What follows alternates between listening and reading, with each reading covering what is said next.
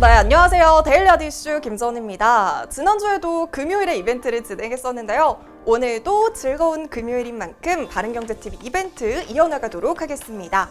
화면에 나와 있는 번호로 데일리라고 세 글자 문자 주시면요. 카라디움 선스틱과 함께 종목 추천 무료 이용권 100% 증정하니까요. 여러분 이 기회 놓치지 마시고 이번에도 이벤트 많이 참여해주세요. 네, 그럼 먼저 아래 자막으로 나가는 오늘의 키워드 확인해 주시고요. 그럼 7월 17일 데일리 하드 이슈 시작하겠습니다. 먼저 간밤 뉴욕 증시에서 주요 지수는 미중 간의 갈등이 고조되고 있는 점이 악재로 작용하면서 하락으로 마감했습니다. 네, 이날의 첫 번째 미 증시 이슈는 미국의 고용 회복 둔화입니다. 미국의 주간 실업보험 청구자 수가 예상보다 부진하게 나오면서 미국의 고용 회복 둔화에 대한 우려를 키웠습니다. 미국 노동부에 따르면 지난주 미국의 실업보험 청구자 수는 전주 대비 1만 명 감소한 130만 명을 기록했는데요. 미국의 실업보험 청구자 수는 17주 연속으로 100만 명을 넘어서는 상황입니다. 이에 따라 고용 부분이 기대만큼 빠르게 개선이 되지 않고 있습니다. 또한 미국 상무부가 발표한 지난달 소매 판매 지표는 양호하게 나왔음에도 불구하고 시장의 불안감이 여전한데요. 코로나19 재확산에 따른 봉쇄 조치 강화와 이달 중으로 실업급여 확대 조치가 종료되면 다음 달부터는 소비 확대가 어려울 것이라는 전망 때문입니다. 이에 따라 백악관에서는 다음 경기부양 대책에 급여세 인하가 포함이 되어야 한다고 언급을 하고 있습니다.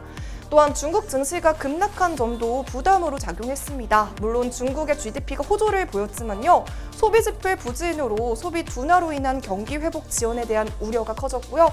결국 중국 증시는 4% 넘는 급락세를 보이면서 마감했습니다. 두 번째 미 증시 이슈는 미중 갈등의 심화입니다. 양 국가 간의 관계가 날이 갈수록 악화되고 있습니다. 도널드 트럼프 미국 대통령이 이미 전날 홍콩에 대한 특별 대우를 박탈하는 내용의 행정명령에 서명한 데 이어서 미국이 화웨이 인사에 대한 비자 제한까지 나서면서 투짐이 크게 위축이 됐는데요. 이번에는 일부 언론에서 미국 정부가 중국 공산당원이나 가족들의 미국 방문을 전면 금지하는 방안까지 검토하고 있다고 보도를 내놨습니다. 이런 보도가 실제로 진행이 된다면 아마 양국 간의 갈등은 정말 절정에 다다를 수 있을 텐데요. 일각에서는 트럼프 대통령이 최종 승인을 하게 될지에 대해서는 회의적이라고 전해지고 있습니다. 금요일인 오늘 국내 증시는 코스피가 소폭 상승하면서 출발을 했고요. 장 초반에 계속해서 오름세를 보이면서 2200선을 추격하는 흐름을 보였습니다. 오늘 테마 동향을 살펴보시면 강세를 보인 테마로는 무선 충전 기술과 자동차 대표주, 코로나19와 관련한 테마였고요. 약세를 보인 테마로는 온실가스와 육계, 조선, 항공사와 여행 관련 테마였습니다. 그럼 자세한 장마감 지수는 화면으로 살펴보시죠.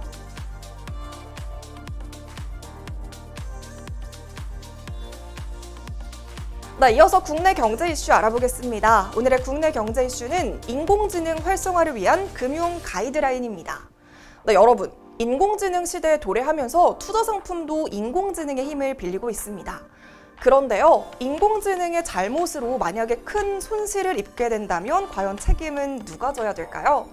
AI가 금융시장에도 깊숙하게 자리 잡고 있는 과정에서 금융위원회에서는 금융 분야의 AI 활성화를 위해 AI의 법적 지위와 책임 소재 등을 명확히 하는 가이드라인을 마련한다고 밝혔습니다.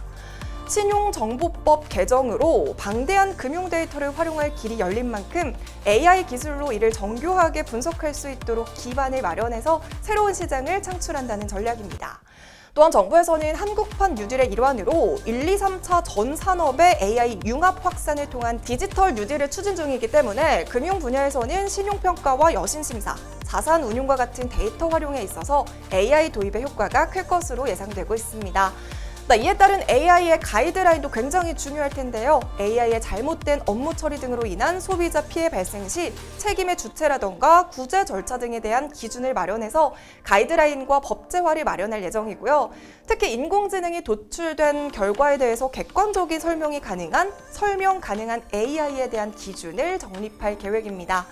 그럼 본격적으로 오늘의 종목 살펴보겠습니다. 과연 어떤 이슈들이 있었을까요? 먼저 첫 번째 종목은 일양약품입니다. 오늘 일양약품의 코로나19 치료제 라도티닙과 관련해서 굉장히 혼란스러운 이슈가 있었습니다.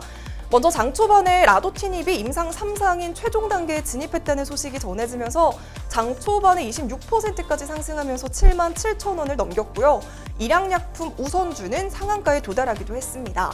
그런데 오전 10시 40분경에 일양약품 측에서 라도티닙의 임상 3상과 관련한 소식이 사실 무근이라고 입장을 밝혔습니다. 러시아의 의약품 관련 커뮤니티에 현지 제약사 알팜이 진행하는 코로나19 대상 슈펙트 임상 3상이 막바지에 이르렀다는 질의응답이 올라왔고 이것이 국내에서 기사화된 것이라고 회사에서는 설명을 하고 있습니다. 이처럼 확인되지 않은 제보가 기사화가 되면서 투자자들에게 혼란을 줬는데요. 이 일양약품의 사실 무근 발표에 상한가에 도달했던 일양약품 우는 18%까지 떨어졌고요. 일양약품 역시 9%까지 떨어지면서 지수가 즉각적인 반응을 보였습니다. 네, 이에 따라 시장에서는 정확한 정보가 아닌 단지 러시아 사이트에 나와 있는 자료만으로 투자자의 지표로 사용한 것은 부적합하다는 지적이 나오고 있습니다.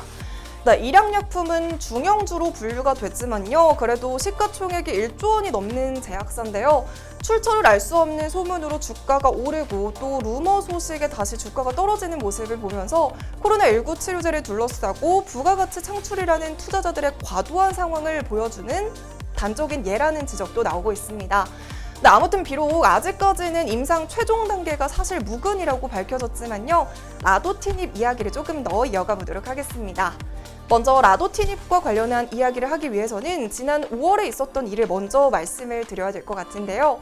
일양약품은 지난 5월에 러시아 정부로부터 만성 골수성 백혈병 치료제이자 국산 18호 신약인 라도티닙 성분의 슈펙트를 코로나19 치료제로 개발하는 임상 3상 시험을 승인받은 바 있었습니다. 슈펙트는 원래 기존 만성 골수성 백혈병 치료제로 사용이 되던 약물인데요. 국내 신약이 해외에서 코로나19 치료제로서 임상 승인을 받은 첫 사례였던 것만큼 많은 관심이 쏠렸던 치료제이기도 합니다.